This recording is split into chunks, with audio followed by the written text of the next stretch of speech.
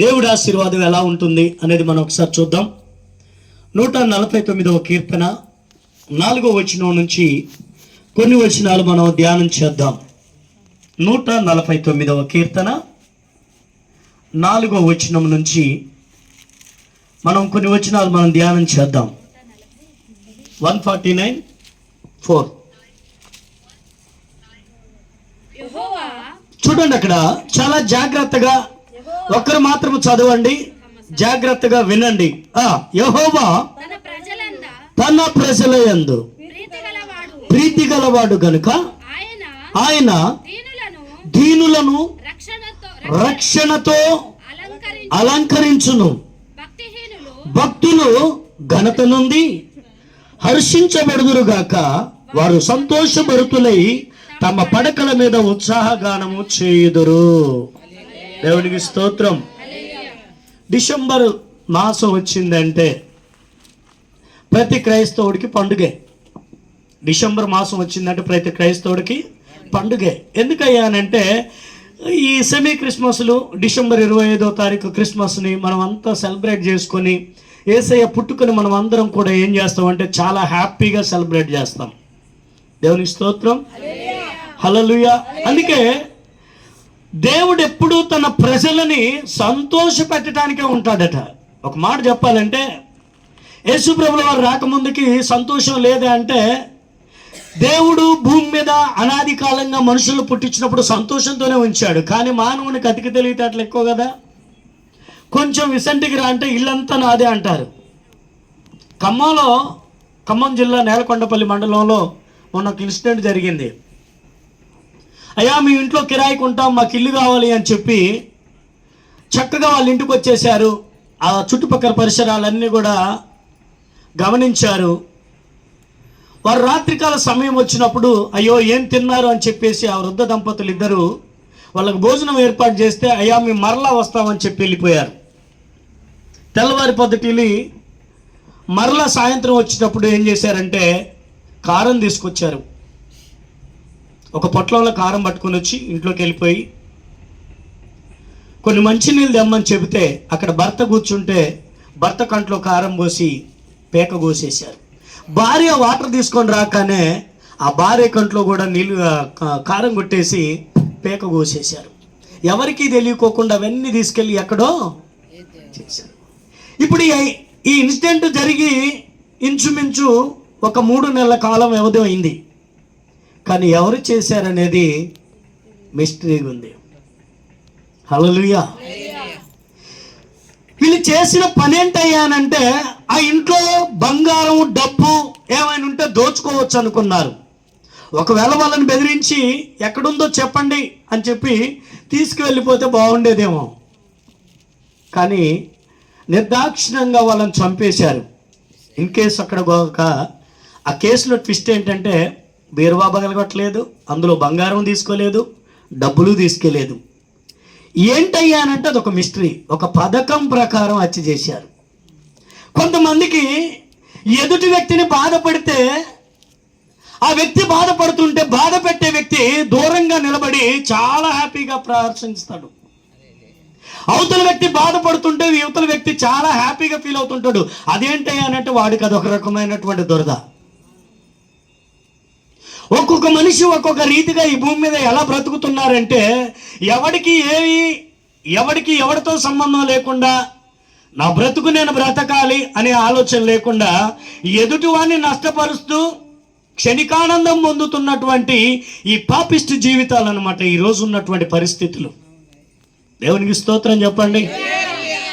ఆది నుంచి మొదలుకొని అంతము వరకు కూడా మనిషి జన్మతా పాపి. మనిషి పాపంలోనే పుట్టాడు కనుక ఆ పాపమే వాడిని హరిస్తుంది. ప్రభు అంటున్నాడు అక్కడ, నువ్వు పాపంలో పుట్టినవాడవు కనుక ఆ పాపం నుంచి నువ్వు పక్కకు వచ్చి నీ పరిశుద్ధ రాజ్యం ఏదైతుందో దాని వైపు అడుగులు వేయమని చెబితే వినేవారు ఎవరు కూడా లేరు. హల్లెలూయా. వాస్తవంగా నేను ఈరోజు ఏమనుకున్నానంటే బైబిలు, ఖురాను, మహాభారతంలో నుంచి వాక్యం చెప్పాలని ఆశ కలిగి ఉన్నా. కానీ ఇక్కడికి వచ్చిన తర్వాత పాస్టర్ గారు భయపడుతున్నారు. వద్దులే అని చెప్పేసి పక్కన భజన జరుగుతుంది. మరి నన్ను కొడతారో పాస్టర్ గారికి కొడతారో అని భయం అయ్యి ఆగిపోయాను. కొడతారంటారా? దేవునికి స్తోత్రం. కొట్టినా దెబ్బలు తింటాం. దేవునికి స్తోత్రం చెప్పండి. సేవ అంటే సావు. సేవ అంటే ఏంటమ్మా? మేము సావుని ఎత్తుక్కుంటూ వెళ్ళిపోతాం అన్నమాట. హల్లెలూయా. నాకు 3 నెలల క్రితం 2 కళ్ళు ఉన్నట్టుండి కనపడుకోకుండా అయిపోయింది. 2 కళ్ళు ఆపరేషన్ అయినాయి. 2 నెలలు ఇంట్లోనే ఉన్నాను, బయటికి వెళ్ళలేదు. బయటికి ఎప్పుడు వెళ్ళానంటే దేవుడు పరిచర్య నిమిత్తం బయటకు వచ్చాను. ఒకరోజు ప్రార్థన జరుగుతుంది ఖమ్మం లోకల్లో, కొంచెం దూరంలో. ఆ ప్రార్థనకి వెళ్దామని కారు తీశాను. సిగ్నల్ పాయింట్ దగ్గర ఆగాను. మరి వెనక నుంచి లారీ వాడికి ఏం తొందర వచ్చేసిందో ఏమో నన్ను కొట్టేశాడు. కొడితే ఇక్కడ తగిలిన నా కారు అక్కడికి వెళ్ళిపోయి 3 రౌండ్లు తిరిగి నన్ను ఎవడైతే గుద్దాడో వాడికి అడ్డంగా పోయింది. వాడు గుద్దితే సరే పోనీలే పాపం నేను గుద్దాను కదా ఆగాలనుకోవట్లేదు. వాడు నన్ను లాక్కుంటూ వెళ్ళిపోతా ఉన్నాడు. ప్రజలందరూ వెనకబడి వాడిని ఆపితే అప్పుడు ఆగాడు. కారు అద్దాలన్నీ వలిగిపోయినాయి. ఇప్పుడు నేను తీసుకుని వచ్చిన కారే బాగు చేయించాను. 40,000 అయిపోయినాయి. దేవునికి స్తోత్రం. ఒక గొప్ప మాట చెప్పనా? ఆ కారులో నేనున్నాను. ఆ రోజు నేను మాత్రమే వెళ్తున్నా ప్రార్థనకు. అమ్మగారు రాలేదు, మా బాబు రాలేదు. కారులో నేనున్నాను. ఆ లారీ గుద్దేసింది. జనాలందరూ చూస్తున్నారు. నేను కారులోనే ఉన్నాను. కారు అద్దాలన్నీ వలిగిపోయినాయి. ఇలా దగ్గర కొత్తకు వస్తూ ఉంది. నేను సీట్లో కూర్చున్నాను. నాకు అప్పుడు అనిపించింది ఇలా నిలువ అయితే దూకి పక్కకు పోవచ్చు, కానీ అడ్డం ఉంది. నేను అటు డోర్ తీసుకొని దిగితే రోలర్ దొక్కించినట్టు అయిపోతుంది. ఇక నేను ఒకటే అనుకున్నాను, ఈరోజు పరలోక ప్రవేశం. దేవునికి స్తోత్రం. కళ్ళు మూసుకున్నాను. యేసయ్యా నీకు స్తోత్రం స్తోత్రం స్తోత్రం. ఇలాగే చేసుకున్నాను. ఇంకా వేరే ఏం లేదు. ఇక ప్రభువా నీకు స్తోత్రం ఇలాగే అన్నాను. దేవుని మహాకృపను బట్టి నేను ఎప్పుడైతే స్తోత్రం చేయటం మొదలు పెట్టానో ఆడి కాళ్ళు బ్రేకుల మీద పడటం ఆలస్యంగా వెంటనే వాడు తొక్కేశాడు. జనాలందరూ వచ్చారు. నేను ఏమనుకుని అందరూ వచ్చేసి ఆ కార్ డోర్ కాలుతో తన్ని తీశారు. నేను సేఫ్గానే ఉన్నాను అన్నాను. దేవుని స్తోత్రం. ఒక విచిత్రం ఏంటంటే అద్దాలన్నీ పలిగిపోయి నా మీద పడ్డాయి. ఒక చిన్న ముక్క కూడా నాకు గుచ్చుకోలేదండి. చిన్న స్క్రాచ్ కూడా కాలేదు. ఎందుకంటే తన బిడ్డల ఎడల దేవుడు ఎప్పుడు కూడా మిక్కటమైన ప్రేమ కలిగి ఉంటాడట. దేవుని స్తోత్రం. కాబట్టి ఈరోజు మనం అందరం చేసేటువంటి పొరపాటు ఏంటంటే దేవుడు ప్రేమ కావాలి. దేవుడు ప్రేమ కావాలి. అంతకుముందు ఏంటంటే లోకం కావాలి. నేను అంటాను అమ్మ కావాలి, అన్నము కావాలంటే కుదరదు. అమ్మన్న కావాలి, అన్నమన్న కావాలి. నాకు 2 కావాలి అని తిరిగి మాత్రం చెప్పకూడదు. దేవుని స్తోత్రం. నువ్వు ఏదైనా ఒక్కటే నువ్వు ఆశీర్వదించమని చెప్పి దేవుణ్ణి అడిగితే ఆయన ఇస్తాడు. నువ్వు కోరుకునేది న్యాయం అయితే ఖచ్చితంగా దేవుడు కూడా ఇస్తాడు. అది నువ్వు కోరుకునేది న్యాయం కాకపోతే దేవుడు ఇవ్వడు. హల్లెలూయా. అందుకే అసతోమ సద్గమయ తమసోమ జ్యోతిర్గమయ మృతోర్మ అమృతంగమయ. మనుషులందరూ కూడా పాపం చేసుకుంటూ వస్తున్నారు. సత్యం ఎక్కడుందని గమనించలేకపోతూ ఉన్నారు. సత్యం ఎక్కడుందంటే బైబిల్లో అంటున్నాడు అది బహు లోతుగాను బహు దూరంగాను ఉంది. అంటే మనం ప్రభువుని ఎత్తుక్కుంటూ వెళితే ప్రభువు మనకు దొరకడు. కానీ మనం ఎక్కడున్నాడా అని చెప్పేసి ప్రభువే మన కోసం దిగి వచ్చాడు పరమ విడిచి. ఆ విడిచొచ్చిన ప్రభువుని మనం ఏం చేస్తున్నామో తెలుసా? పక్కన నిలబడితే నువ్వు నాకు అడ్డంగా ఉన్నావయ్యా, పక్కకి వెళ్ళిపో, కాస్త నేను బయటికి వెళ్ళేసి షికార్లు చేసి రావాలి అని చెప్పి మనం దేవుణ్ణి ప్రతి క్షణం దుఃఖపెట్టేటువంటి వారిగా మనం నిలబడుతున్నాం. కానీ ప్రభు అంటాడు అక్కడ, నీకు ఏది అవసరమో అదే చెయ్యి. కానీ ఈరోజు మనుషులందరూ ఏంటంటే స్వార్థ ప్రియులు. ఈ ప్రపంచం అంతా ఎలా నడుస్తుందంటే స్వార్థం. ఎదుటి వ్యక్తి బతికితే బాగుపడితే ఓర్వలేనటువంటి ఈర్ష్య ద్వేషాలు, పగలు ప్రతీకారాలు, ఎందుకు పనికిరాని తుచ్చమైన నీచమైన బ్రతుకులు. ఒకడు నీ నది అంటాడు, ఒకడు నీ నది అంటాడు. హల్లెలూయా. ఒక వ్యక్తి చనిపోతే తీసుకెళ్ళి ఎవడు చచ్చిపోయినా 6 అడుగుల గొయ్యి తవ్వాల్సిందే, అందులో పడుకోబెట్టాల్సిందే. వాడు ఉన్నోడైనా లేనివాడైనా ఎవడైనా సరే.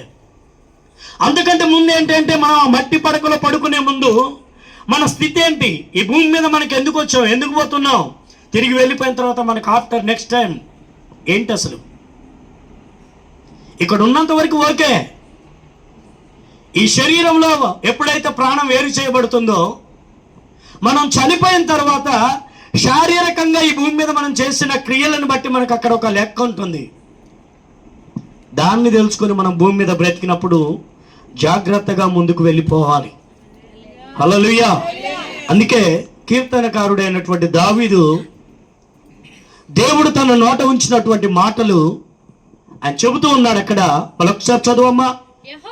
యెహోవా తన ప్రజలందు ప్రీతి గలవాడు గనుక ఆయన దీనులను రక్షణతో అలంకరించును. భక్తులు ఘనత నుండి ప్రహర్షించుదురుగాక, వారు సంతోషపడుతులై తమ పడకల మీద ఉత్సాహ గానము చేయుదురుగాక. దేవునికి స్తోత్రం. హల్లెలూయా. ఇప్పుడు డిసెంబర్ రాగానే క్రైస్తవులందరూ ఏం చేస్తారో తెలుసా? ఒంటి పండగ, పంటి పండగ, ఇంటి పండగ, ఈ మూడింటిని మాత్రానికైతే అసలు పొరపాటున కూడా తప్పరు. ఎందుకంటే ఒంటి పండగ ముందు కొత్త బట్టలు ఇంట్లో ఉన్నాయా లేవా మనకైతే తెలియదు. అప్పు చేసైనా పప్పు కూడా తినాల్సిందే అని చెప్పి బట్టలు కొనేస్తారు. ఇదేంటి బట్టలేనా, ఊరందరూ పిండి వంటలు చేసుకుంటున్నారు కదా, పిల్లలు ఉన్నారు కదా అని చెప్పేసి మళ్ళీ ఇంకొక అప్పు, మళ్ళా పంటి పండగ. ఒకటి ఒంటి పండగ అయిపోయింది, పంటి పండగ అయిపోయింది, ఇంటి పండగ. ఇక ఇంటి పండగ అంటే ఏంటి? ప్రార్థన అయిపోయింది కదా, అయ్యగారు మమ్మల్ని తెల్లవారుజామున 3 గంటల లేపు కూర్చోబెట్టి 10 దాకా ఒకటే వాయించేశాడు. రాత్రి నుంచి అసలు బాగా అలసిపోయాను. ఇగో ఏమనుకో, పాస్టర్ గారు వస్తే బయటికి పోయానని చెప్పు. పాస్టర్ గారు వస్తే బయటికి పోయానని చెప్పు. ఎక్కడికి ఏమో నాకే తెలీదు. ఎక్కడికి వెళ్ళాడు ఇప్పుడు ఈయన? దేవునికి స్తోత్రం. ఇంటి పైన ఏమో స్టార్ కడతారు, తర్వాత ఎక్కడికి వెళ్తారు? బార్కి వెళ్తారు. మరి ఒక క్రైస్తవుడుగా నువ్వు నేర్చుకున్నటువంటి అనుభవం ఏంటి? ఒక క్రైస్తవుడుగా నువ్వు నేర్చుకున్నటువంటి పాఠం ఏంటి? యేసు ప్రభుల వారు ప్రతి సంవత్సరం రాగానే క్రిస్మస్ అయ్యా మీరు కొత్త బట్టలు కుట్టించుకోండి, పిండి వంటలు చేసుకోండి, హ్యాపీగా తందనాలు అయ్యండి, తాగి అని చెప్పాడా ప్రభు? అసలు ఒక మాటలో చెప్పాలంటే పుట్టినరోజు వేడుక చేయకూడదు. బైబిల్లో పుట్టినరోజు చేసుకోమని ఎక్కడ చెప్పలేదండి యేసు ప్రభు. చెప్పారా? చెప్పలా. మనం ఏంటంటే ఆయన యొక్క జన్మదినాన్ని జ్ఞాపకం చేసుకొని స్తుతించుదాం, అది ఆరాధించాలి. క్రిస్మస్ అనే పదానికి క్రైస్ట్మాస్ అంటే క్రీస్తుని ఆరాధించండి, అంటే దేవుణ్ణి ఆరాధించాలి. అంటే ఆయన జన్మదినాన్ని జ్ఞాపకం చేసుకొని దేవుని మందిరంలో కూర్చొని, ప్రభువా ఈ లోకానికి నువ్వు నా కోసం వచ్చావయ్యా, నేను పాపినై ఉండగానే ఇంకా నువ్వు నా కోసం చనిపోయావు, నేను పాపిని గనుక ఈ పాపపు జీవితం నుంచి నేను ఎలా మారాలి ప్రభువా అని చెప్పి కన్నీళ్ళు విడిచి మోకాళ్ళు లేసి ఉపవాసం ఉండి దేవుడికి స్తుతి యాగం చేయాలి. దేవుడు వచ్చిన కారణం అది. కానీ మనం ఏం చేస్తున్నాం? డిసెంబర్ 25 క్రిస్మస్, యేసయ్య పుట్టాడు, కేకులు కట్ చేసుకోవాలా, ఎంజాయ్ చేయాలా, రికార్డింగ్ డాన్సులు వేసేటోళ్ళు రికార్డింగ్. చాలామంది పాస్టర్లు ఉన్నారు కొంతమంది. హల్లెలూయా. డాన్సులు వేయటం తప్ప పాస్టర్ గారు అని అంటే బైబిల్ ఒక మాట చెప్పింది, అల్లరితో కూడిన ఆటపాటలు. నా సిస్టమ్ ఇది. మా చర్చిలలో డాన్సులు వేపిటాలు అట్లాంటివి నేనేం చేయనమ్మా. వేస్తే పాపం అంటే అది పాపం ఏం కాదులే, కానీ ఒకళ్ళని చూసి ఒకళ్ళు ఏమవుతుందంటే ఆచారం గాచారం అయిపోద్ది.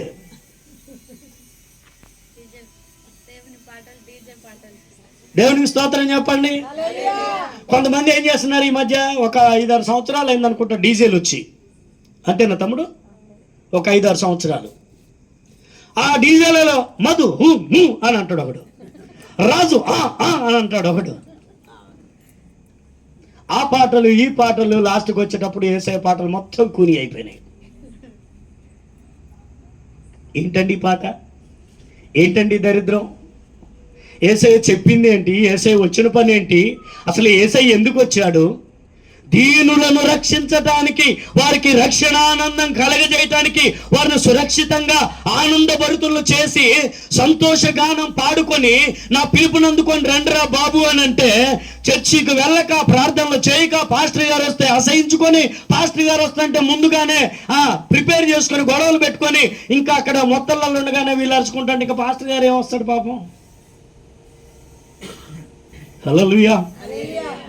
యేసయ్య వచ్చింది కేక్ ముక్కలు కట్ చేసుకొని తినడానికి కాదండి, కొత్త బట్టలు కట్టుకోవటానికి కాదండి. దీనులను కటాక్షించువాడు ధన్యుడు అని చెప్తున్నాడు బైబిల్లో. నువ్వు ఎప్పుడైతే పేదవారిని పిలిచి నువ్వు వారికి బుక్కెడు అన్నం పెడతావో, నిన్న పాస్టర్ గారు మాట చెప్తున్నారు, నా పేరుట వచ్చిన వాళ్ళకి ఇన్నెడు చన్నీళ్ళు ఇస్తే అది మహానందం, ఆశీర్వాదం అన్నారు. అదేంటో తెలుసా? నువ్వు ఒక సేవకున్నే కాదండి, నీ ఇంటి ముందుకు వచ్చినటువంటి ఒక బెచ్చగాన్ని, అతన్ని పిలిచి ఆయనకు భోజనం పెట్టి ఆయన సంతోషంగా పంపిస్తే దేవుడు అప్పుడు సంతోషపడతాడట. ఇది కాదా నిజమైన క్రిస్మస్ అంటాడు దేవుడు. హల్లెలూయా. ఒక వ్యక్తి గాయపడి రోడ్డు మీద పడిపోతూ ఉంటే నాకెందుకులే అని చెప్పేసి దారిని వెళ్ళిపోతూ ఉంటే దేవుడు దుఃఖపడతాడట. ఒకవేళ నువ్వు ఆగి అతన్ని తీసుకెళ్లి హాస్పిటల్లో జాయిన్ చేసి నీ వంతు సహకారం నువ్వు అందిస్తే అది కాదా క్రిస్మస్ అంటే? డిసెంబర్ 25వ తారీఖు వస్తే యేసు ప్రభువుల వారి కోసం కేక్ కట్ చేయాలి. అదో వస్తుంది కేకు. దేవునికి స్తోత్రం. మీరేం తప్పుగా అనుకోమాకండి, కేక్ కట్ చేసుకోలే, తప్పలేదు. హల్లెలూయా. అయితే ప్రియమైనటువంటి దేవుని బిడ్డలారా, క్రిస్మస్ అంటే డిసెంబర్ 25వ తారీఖు వచ్చేదే కాదండి. జనవరి మొదలుకొని డిసెంబర్ అయ్యి మొదటి సంవత్సరం అంతా గతించిపోయి నూతన సంవత్సరంలో కడిపెడతాం. అంటే ఇలాగ రిపీట్స్ అవుతూ ఉంటాయి. సంవత్సరములు గతించుచుండగా నీ దయా కిరీటము ధరింపచేయి. దేవునికి స్తోత్రము. హల్లెలూయా. సంవత్సరాలు గడిపోతున్నాయి. వచ్చే సంవత్సరం మారదామండి పాస్టర్ గారు, ఈ సంవత్సరం కొంచెం కష్టం. చాలా బాధలు ఉన్నాయండి. తాగటానికి ఇది ఒక వంక, పాడు పని చేయటానికి ఇది ఒక వంక.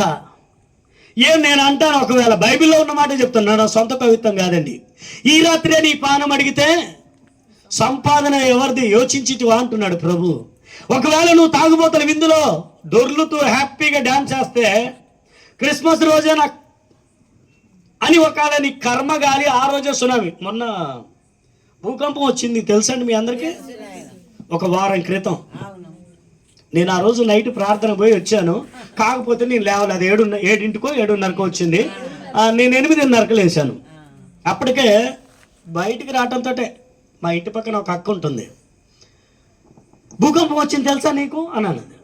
భూకంపం రావటం ఏంటి అక్క అంటే, అదేంటి ఊరంతా బయటకు వస్తే నువ్వేంటి సప్పుడు చేయకుండా ఇంట్లో పడుకున్నావు అంటే, నేనేమన్నానంటే భూకంపం వచ్చిందా, దేవునికి స్తోత్రం, ఒకవేళ వచ్చిన మా ఇంటి దాకా రాదులే అన్నా. హల్లెలూయా. ఒకవేళ వచ్చినా మా ఇంటికి అది రాదులే అని చెప్పా. అయినా అది వచ్చిన విషయం మాకు తెలియదు, ఎవరికి తెలియదు. మా ఇంట్లో మా బాబుకి, మా పాస్టర్ గారికి, నాకు ఎవరికి తెలియదు. మేము బయటకు వచ్చేటప్పటికి అది అయిపోయిందట. ఒకవేళ జస్ట్ 5.0 స్కేల్తో వచ్చింది. అది కాస్త 4 రెట్లు అయింది అనుకున్నాం. వచ్చే సంవత్సరం మారుతానంటే భూకంపం ఆగుద్దండి పాస్టర్ గారు?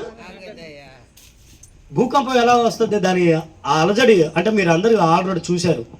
రోడ్డు పోసినప్పుడు రోలర్ పోతా ఉంటుంది, గమనించండి. రోలర్ పోతూ ఉన్నప్పుడు ఆ రోలర్ మన దగ్గర నుంచి పోతుంటే అది రోడ్డు అక్కడ వేస్తుంటే మనం ఎంత దూరం ఉంటే వైబ్రేట్ అవుతూ ఉంటుంది. గమనించారా? భూకంపం సేమ్ అలాగే ఉంటుంది. కాకపోతే అది కాస్త ఎక్కువ వైబ్రేట్ అయిందనుకో, ఎక్కడికక్కడికి ముక్కలుగా పాయలుగా చీలిపోద్ది. చీలిపోయినప్పుడు ఏమవుతుందంటే భూమి నెర్రెలు కొట్టి పాసిపోద్దట. ఆ భూమి నెర్రెలు కొట్టినప్పుడు మనం ఆ ప్లేస్లో ఉన్నాం అనుకోండి, డైరెక్ట్ ఎవడో లాగి కిందికి ఎత్తేసినట్టుగా ఆ గొయ్యిలోకి వెళ్ళిపోతాం మనం. వెంటనే భూమి మళ్ళీ ఏం చేస్తుందట? సరే మీకు ఆనవాళ్ళు చెప్తా. మీరు వెనకట్లో సినిమా లవకుశ సినిమా చూసారా మీరు? ఎన్టీఆర్ సినిమా లవకుశ మీరు చూసే ఉంటారు. అబద్ధాలు ఆడద్దు, ఎందుకంటే ఊరికి టీవీలో కూడా ఎత్తడప్పుడు. లవకుశ సినిమా చూసినప్పుడు భూదేవి కూతురు శ్రీదేవి అట, ఆమె పేరేం పేరండి? సీతాదేవి. శ్రీదేవి అంటున్నాగా, ఆమె పేరు అదేలే. ఆ రాముడు పాపం అనుమానించి పక్కకు పంపేస్తే ఆమె ఏం చేస్తుంది? దీని ఏ బాబు దాన్ని స్టాప్ చేయి. ఎందుకు నేను ఆ మాట చెప్తున్నానంటే, ప్రభు అంటాడు, నేనే జీవం, నేనే సత్యం, నేనే మార్గం, నా ద్వారా తప్ప తండ్రి ఇంటికి ఎవడు కూడా సొంతంగా రారు. వస్తారా? ఇప్పుడు దేవుని నమ్ముకున్న మనం ఏం చేయాలా? మనకున్నటువంటి చెడు వ్యసనాలు ఏదైతే మన ఇంట్లో ఉన్నాయో, మన ఒంట్లో ఉన్నాయో, లేక మన ప్రిన్సెస్ లో ఉన్నాయో, వాటన్నిటి నుంచి కూడా ఏం చేయాలట? మొత్తం అన్నిటిని సంతకాలు పెట్టి ఫైళ్ళు మొత్తం తీసుకెళ్ళి పొద్దున్నే చలిమంటలు వేసేసి హ్యాపీగా కాగేయాల. పాస్టర్ గారు మీరు చెప్తాను బాగానే చెప్తారు, కానీ కొద్దిగా కష్టం అండి. మా అమ్మాయి పెళ్లి కావాలండి, బాప్తిసం తీసుకోవమ్మా, తీసుకుంటా కానీ పాస్టర్ గారు మా అమ్మాయి పెళ్ళి అయిన తర్వాత తీసుకోండి. ఇప్పుడు ఎందుకు తీసుకో? బాప్తిసం తీసుకుంటే మీ ఇంటికి మీ పెళ్ళికి ఎవరు రావని చెప్తున్నారు పాస్టర్ గారు. దేవుని నమ్ముకుంటే మీ పెళ్ళిళ్ళకి మేము ఎవరు రావని అంటున్నారు. అటువంటి ఫ్రెండ్స్ కానీ చుట్టాలు కానీ ఉన్నా వేస్తేనండి. మీరు నమ్మినా నమ్మకపోయినా నా తోడబుట్టిన నా చిన్న చెల్లెలు, నేను మా అక్క దేవుళ్ళలో ఉన్నాం, మా తమ్ముడు మా చెల్లె దేవుళ్ళో లేరు. చెప్పి చెప్పి చెప్పి చెప్పి ప్రాణం యాస్ట్ వచ్చేసింది. మా చెల్లికి కొన్నాళ్ళు చెప్తే దేవుళ్ళలోకి వచ్చేసింది. మరలా బురదలో పంది ఏం చేస్తుందండి? పందికి ఏ వాసన ఎక్కువ ఇష్టం? మీరు చాలా మంచి వాళ్ళు, బాగా చాలా షార్ప్ ఉన్నారు. త్యాగరాజు గారికి వందనాలు. హల్లెలూయా. పందులకి ఏమి ఎక్కువ ఇష్టం? బురదే ఇష్టం. ఇటువంటి బురదలో దొరలటానికి మరలా మా చెల్లి ఏం చేసింది? ఆ రొచ్చులోకి వెళ్ళిపోయింది.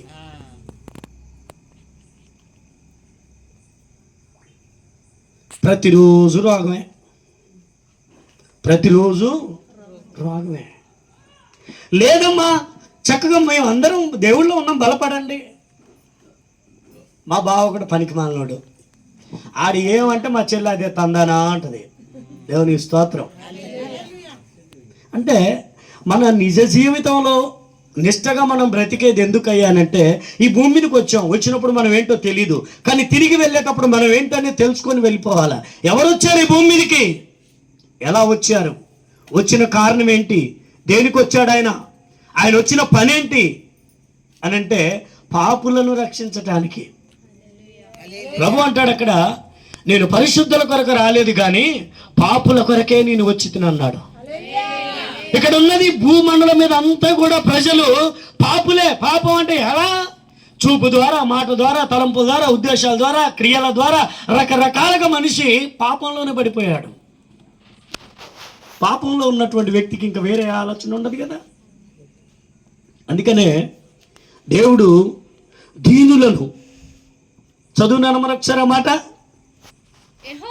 యెహోవా తన ప్రజల యందు ఇష్టమైనటువంటి ప్రేమ కలిగినటువంటి వ్యక్తట.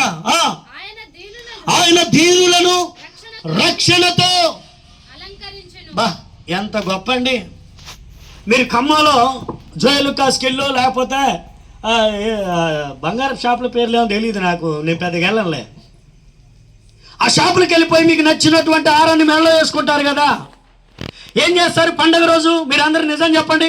కొత్త బట్టలు కట్టుకొని, ఒంటి నిండా బంగారం వేసుకొని, హ్యాపీగా మెల్లపూలు పెట్టుకొని, పౌడర్ డబ్బా ఒకటి ముందు పెట్టుకొని, పేర్లు రాసుకొని, గంటలు గంటలు దువ్వుకొని, టైం అవుతున్నా పాస్టర్ గారు ఆరాధన టైం అయింది రండి అని అంటున్నా, ఆగక్క నేను వస్తున్నా అని ఇలాగ చేసుకొని టైం అంతా కూడా వేస్ట్ చేసుకొని లాస్ట్ కామెంట్ అన్న తర్వాత పోతే నీ బ్రతుకుకు ఆశీర్వాదం రాదక్క. అక్క, చెల్లి, అమ్మ. మగ్దలేని మరియా, వేరొక మరియా, వెరోనిక స్త్రీ యేసు ప్రభుల వారిని ఎప్పుడు ఎత్తుకుందమ్మా అంటే, ఇంకా చీకటిగా ఉండగానే పెందల కాడి. అంటే నాకు తెలిసి యేసు ప్రభుల వారు 12 తర్వాత దాటిన తర్వాత ఎప్పుడు లేచారో మనకే తెలియదు వాస్తవంగా. ఇంకా చీకటిగా ఉండగానే మగ్దలేని మరియా, వేరొక మరియా, వెరోనిక స్త్రీ, ఇంకా ఈ ముగ్గురు అక్కడ తోటమాలు అనుకుని ఎవరి కోసం పెడుతున్నా? ఆ ప్రభువుని ఎవరు ఎత్తుకెళ్ళిపోయారు. ఎంత గొప్పదన్నత మీ స్త్రీలను. అందుకే స్త్రీలను నువ్వు ఆశీర్వదించబడినవా అనేవి. అందుకే ఎబ్రీ స్త్రీలు చురుకైన వారు. రాజు తండ అక్కలందరూ చాలా రాజు బిడ్డలు అనమాట. మీరు దేవునికి స్తోత్రం చెప్పండి. రాజు తండ బిడ్డలంతా రాజు బిడ్డలు. దేవునికి స్తోత్రం. మరి ఇంత మంచి ఆ రారాజుకు పుట్టినటువంటి మీ రాణులంతా ఏం చేయాలా? దేవునికి స్తోత్రం. మనం ఆదివారం రోజు గుడికి ఎప్పుడు వస్తామో తెలుసా? 9 గంటల ప్రార్థన అంటే 11 గంటలకు వస్తాం. 11 గంటలకు వచ్చి పాస్టర్ గారు ఎంతసేపు అయ్యా పిల్ల వచ్చింది, అల్లుడు వచ్చిండే అని అంటుడో ఏమో. కొంతమంది వెనకండి పిల్లలు పాస్టర్ గారి సిగ్నల్ అంటే టైం చూసి ఇంకేం చెప్తావు నీ సొల్లు ఆపేయ్. ఇది కాదండి క్రిస్మస్ లక్షణాలు, ఇది కాదండి ఆరాధన క్రమాలు, ఇది కాదండి ఆదివారపు ఆరాధనలు, ఇది కాదండి ఒక క్రైస్తవుడికి ఉండాల్సిన లక్షణాలు. నువ్వు ఉదయం మొదలుకుంది లేచినది పడుకునేంత వరకు నీ నాలుక మీద ఆయన స్తుతియాగం ఉండాలా. నీ ప్రతి తలంపుల ఉద్దేశాలు ఆలోచనలు అన్ని కూడా ప్రభు అయి ఉండాలా. నువ్వు పని చేసుకో. రోజుకి పగలు 12 గంటలు, రాత్రి 12 గంటలు, 12 గంటలు పని చేసుకుంటాం, 12 గంటలు నిద్రపోతాం. 12 గంటలు 24 గంటలలో ఒక రాత్రి ఒక పగలు కలిపితే రోజుకి 24 గంటలు. 24 గంటలలో దశం భాగం ఎంత అండి? 2.5 గంటలు. ప్రతిరోజు 2.5 గంటలు నువ్వు ప్రార్థన చేయగలిగితే, నువ్వు మోకాళ్ళు వేయగలిగితే, నువ్వు కన్నీరు కార్చగలిగితే, ప్రభువుని మెప్పించగలిగితే, ఏడుపు గినక నీ రోదన నీ కన్నీళ్ళు ఆయన చూడగలిగితే, నీ కుటుంబం నుంచి ఆశీర్వాదం పొర్రపాటు కూడా పక్కకెళ్ళదు. హల్లెలూయా. ఈరోజు కుటుంబాలు ఎందుకు ఆశీర్వదించబడట్లేదో తెలుసా? చెయ్యాల్సిన ఆరాధన క్రమాన్ని చెయ్యక, దేవునికి వ్యర్థంగా జీవితాలు కట్టి, క్రైస్తవులు అని చెప్పుకొని మేకవన్య పులులలాగా, గొర్రె చర్మం కప్పుకున్న తోడేళ్లలాగా క్రైస్తవుడి యొక్క జీవితం ఉంటే భక్తిహీనులు మనల్ని చూసాక ఉమ్మి వేస్తారట. ప్రభు అంటాడు, నిన్ను నా నోట నుండి ఉమ్మి వేయక మునిపే నీ స్థితి ఎరిగి నా వైపు తిరగమంటున్నాడు ప్రభు. హల్లెలూయా. ఇంకో మాట అంటాడు ఆయన యేషయా ప్రవక్త ద్వారా, నీ నీతి నా దృష్టికి మురికి గొడ్డలాగుంది అంటున్నాడు. మనం అనుకుంటాం నేను చాలా నీతిమంతురాలని. నీకు నువ్వు డబ్బాలు కొట్టుకొని సూట్ కేసులలో పెట్టుకోవద్దు. నీ నీతి గురించి, నీ న్యాయాల గురించి ఎదుటి వ్యక్తి మాట్లాడాలా. హల్లెలూయా, హల్లెలూయా. కొంచెం కిందికి చదువు అమ్మ మాట. భక్తులు ఘనత నుండి ప్రహర్షించుదురుగాక, వారు సంతోషభరితులై తమ పడకల మీద ఉత్సాహగానము ఎప్పుడు చేస్తారో తెలుసా? యేసయ్య నిజమైన దేవుడు, ఆయనే లోకరక్షకుడు, ఆయన తప్పి లోకంలో ఎవరు లేరు, ఉండడు, ఉండబోడు. ఎందుకు ఈ మాట చెప్తున్నానంటే, యేసు ప్రభుల వారు పుట్టక ముందే నిర్గమకాండంలో దేవుడు చెప్పినటువంటి మాట 23లో, పైన ఆకాశం అందే, కింద భూమి అందే, భూమి కింద పారు నీళ్ళ అందే, ఏ రూపాన్ని విగ్రహంగా చేసుకునకూడదు, పూజించకూడదు, వాటి సాగిలపడకూడదు. ఏలయనగా నేను రోషం కలిగిన దేవుడను. 3-4 తరాల వరకు నీ పిల్లల మీదకి శాపం వస్తుంది. ఒక్క తరానికి ఎన్ని సంవత్సరాలు తెలుసా? 1000 సంవత్సరాలు.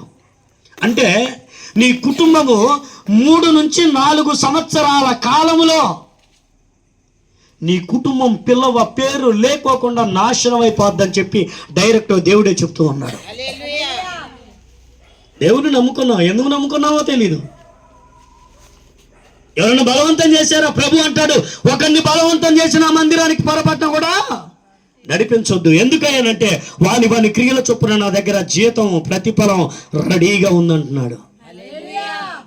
మనం చేసేటువంటి పాపం అది మనకు శాపమై చుట్టుకోక ముందే, మన జీవితాలు వ్యర్థంగా ఈ లోకంలో విడిచిపెట్టక ముందే, ఈ లోకం నుంచి పక్కకు వెళ్ళాలి అంటే నిన్ను నన్ను పుట్టించిన నా దేవుడు, మన ప్రభు అయినటువంటి యేసుక్రీస్తు ఈ లోకానికి వచ్చాడు. ఆయనను వెంబడించుదాం, ఆయన రాజ్యంలో నిలబడాలి. అప్పుడే నిజమైన క్రిస్మస్. అందుకే ఆయన అంటున్నాడు, దీనులను రక్షించుటకు, సంతోషభరితులుగా ఉండటానికి ఉత్సాహగానం చేయాలని ప్రభు చెప్తూ ఉన్నాడు. కీర్తనకారుడు అంటున్నాడు, ప్రతిరోజు క్రైస్తవుడికి పండగేనట. నేను దేవుణ్ణి తెలుసుకున్న తరువాత నా డిక్షనరీలో నా గుండె, నా హృదయం అనే పలక మీద నేను రాసుకున్నటువంటిది ఏంటంటే, నాకు ప్రతిరోజు పండుగే. నేను అలాగే ఉంటా. ఎప్పుడూ నిరుత్సాహపడను, ఎప్పుడూ